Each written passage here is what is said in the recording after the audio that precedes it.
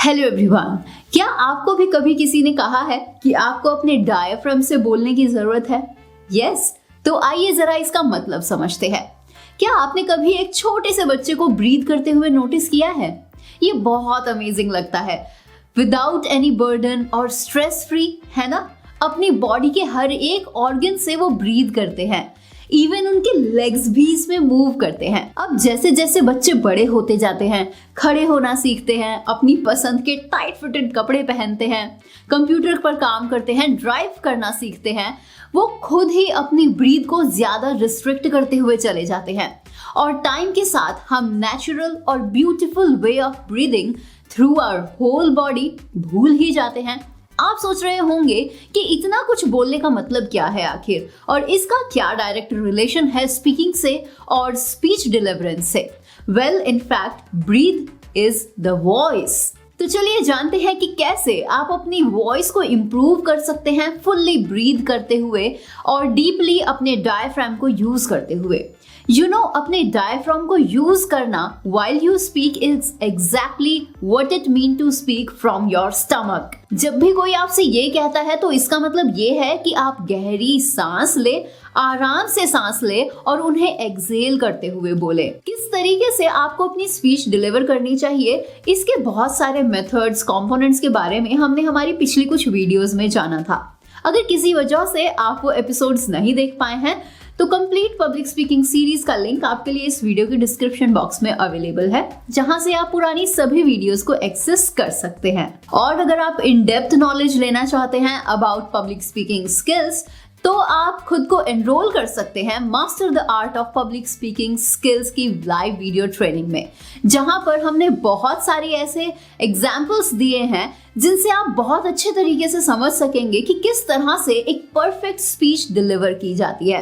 Well, of course आप कभी भी अपने पेट से ब्रीथ तो नहीं करते हैं, but actually you can only breathe with your lungs, और इसमें आपका डायफ्राम आपकी हेल्प करता है। ये थोड़ा साइंटिफिक है, थोड़ा बायोलॉजिकल है, लेकिन इसे समझना बहुत आसान है।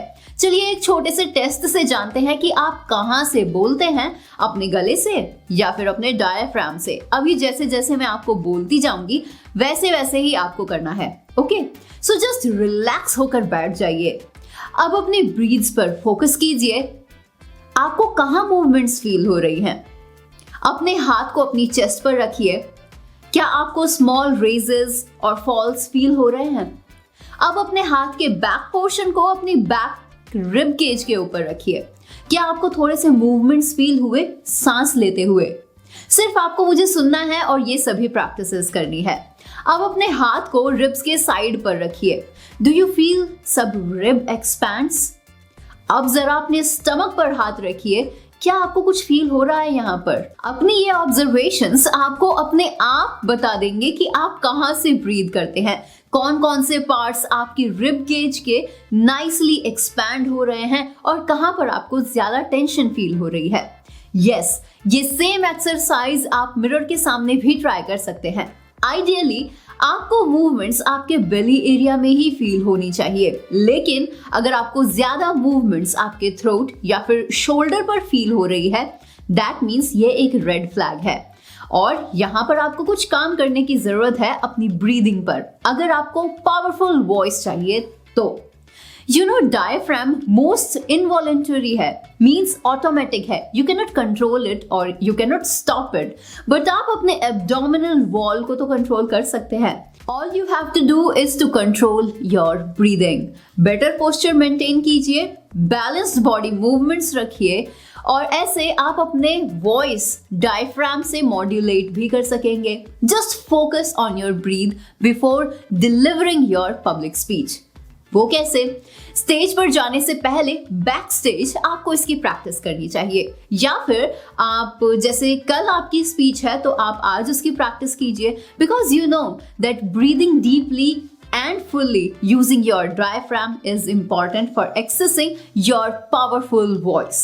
लेकिन पावरफुल वॉइस का मतलब कभी भी चिल्लाना नहीं होता है। दोनों के बीच के डिफरेंस को आपको समझना है कि आपको चिल्लाना नहीं है, लेकिन एक पावरफुल वॉइस निकालनी है जो कि आपके पेट से आती है, आपके डायफ्राम से आती है।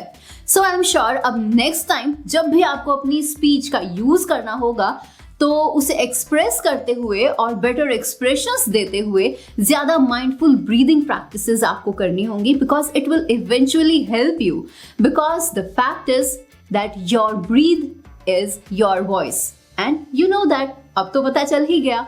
And if you would like to learn more about the pitch and voice tone while speaking, तो आप Master the Art of Public Speaking की हमारी प्रोफेशनल वीडियो ट्रेनिंग से सीख सकते हैं इन डिटेल। तो आज की हमारे इस वीडियो में बस इतना ही। In our next 12th episode of Public Speaking series, we will be talking about know your audience, because it is the most important thing before delivering your speech. So subscribe to the channel और bell icon को भी press कीजिएगा ताकि आने वाली कोई भी video आपसे मिस ना हो और उसका नोटिफिकेशन आपको मिल सके। Well, this is Divya from techgonity.com. We'll see you soon. Till then, goodbye. Take care. Jai Hind.